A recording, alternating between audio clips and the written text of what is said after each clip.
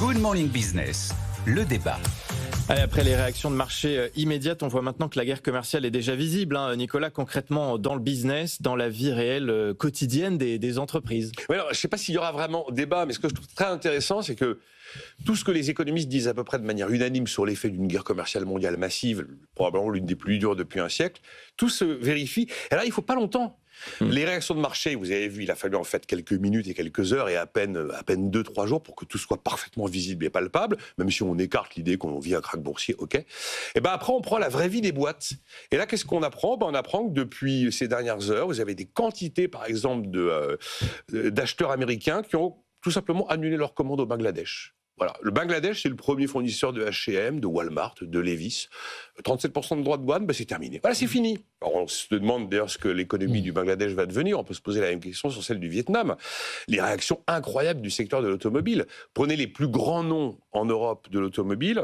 Je peux vous citer Audi, Volkswagen, Jaguar Land Rover. Ils ont tous suspendu les livraisons de véhicules sur le sol américain. Ça y est, c'est fait.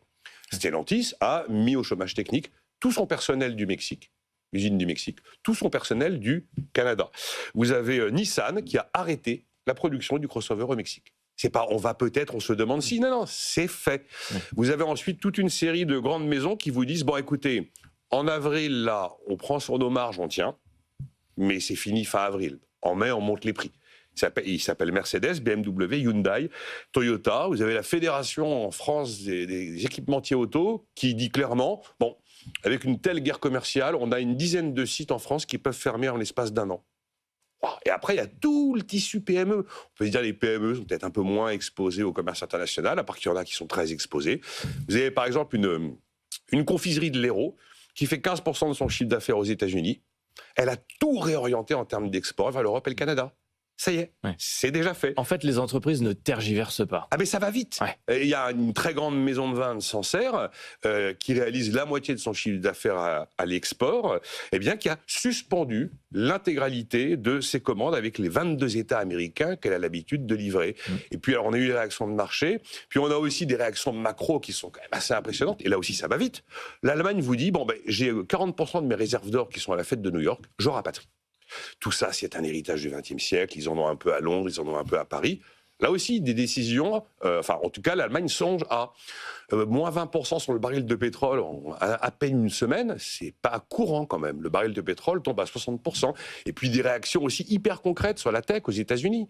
Vous avez Apple qui a vu 750 milliards de valeur boursière partir en fumée. Le titre a perdu 23% en l'espace de à peine une grosse semaine et 35% depuis son plus haut du mois de décembre. Et alors on se dit on va trouver des solutions. Ce qu'on faisait en Chine, on le fera ailleurs. Oui, à part que vous avez le grand analyste tech aux États-Unis, Daniel Ives, qui vous explique que s'ils veulent ne serait-ce que ramener 10% de la production made in China, où il y a 90% des iPhones produits, sur le sol US, il faut qu'ils mettent 30 milliards de dollars et ça prendra 3 ans.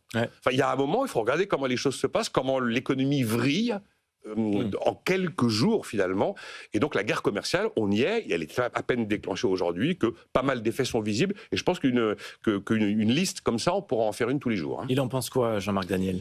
Alors je serais moins catégorique parce qu'effectivement, dans le cas du Bangladesh, dire on arrête de se fournir au Bangladesh, la réponse c'est on va se fournir où ?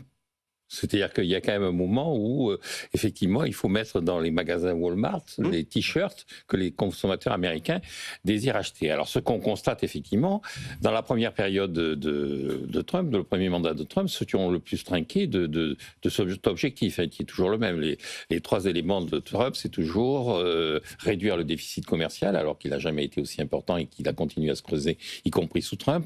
Relocaliser, il n'y a pas de relocalisation, et les relocalisations qui interviennent sont des relocalisations qui étaient d'une certaine façon prévues par les entreprises. Vous avez un exemple célèbre quand il va dans la nouvelle entreprise, dans la nouvelle usine de General Motors en Caroline du Sud, et il dit à la directrice générale « mais vous avez donné congé aux employés ».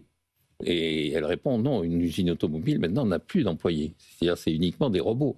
Et donc la relocalisation, ça apportera de la valeur, mais ça apportera pas de l'emploi. Et donc la relocalisation, effectivement, elle va pas être au rendez-vous, sauf sur des bases qui sont des bases effectivement d'automatisation systématique. Et réduire le déficit budgétaire, effectivement, le consommateur a payé, le consommateur va payer. Je crois que c'est ça le véritable enjeu de ce qui se passe, c'est la capacité à faire payer le consommateur américain qui est dans une situation de surconsommation. Je maintiens ce que je disais lundi. C'est le grand discours, le grand message, c'est le discours de Scott Bessent, le secrétaire au Trésor, qui a dit il faut redonner aux citoyens américains le goût de l'épargne. Ça rebondit sur ce que disait Janet Yellen, qui disait il faut redonner le sens, l'esprit pionnier aux Américains. Les Américains sont devenus un pays de chicaniers, de procéduriers, alors qu'ils devraient être des pays créateurs, ingénieurs. Alors la dernière remarque que je ferai, c'est que en plus, il y a des secteurs productifs qui peuvent s'adapter très vite. Et c'est vrai que par rapport aux années 30, par exemple, on n'est pas dans une guerre commerciale exclusivement industrielle, on est aussi dans une guerre commerciale de services. Et là, ça s'adapte très vite. C'est la fluidité, la condition 5 de on attend toujours la réponse de l'Europe à ce Voilà. niveau-là, Comment on va répondre à ça? Mais néanmoins, la capacité de redéploiement industriel étant faible, je pense qu'il y a beaucoup d'annonces et qu'il y aura assez peu de conséquences physiques. Et c'est très important ce que dit Jean-Marc, parce que l'idée qu'on modifie des outils industriels en claquant des doigts aussi vite qu'on met 104% à un pays comme la Chine, c'est pas vrai. On ne modifie pas une structure industrielle aussi rapidement que ça. Bien sûr. Bon, en attendant, c'est le consommateur américain qui va payer. Vous avez vu les t-shirts du Bangladesh, celui qui va payer, qui a déjà payé, c'est lui, et celui qui pourra plus acheter des t-shirts au Bangladesh, c'est le consommateur américain. Les perspectives qui ont été imaginées si Apple, alors c'est toute chose égale par ailleurs, répercutait l'intégralité du droit de douane chinois, l'impact sur les prix de l'iPhone pour le consommateur américain. Le Mac Pro à 1500 ou 1600 $ passerait à 2003. Enfin, c'est des trucs de dingue. Vous avez vu que Apple a envoyé 5 avions depuis l'Inde remplis d'iPhone pour éviter. Apple a envoyé des avions remplis d'iPhone avant que ce soit en vigueur. Vous avez vu les courbes de vente de vins spiritueux chez les Américains au mois de janvier-février? Ils ont tous stocké comme des malades avant que se retrouve. Voilà. Tout est dans les caves. En plus, ça vieillit bien. Donc... Nicolas Dos, Jean-Marc Daniel, tous les matins avec nous.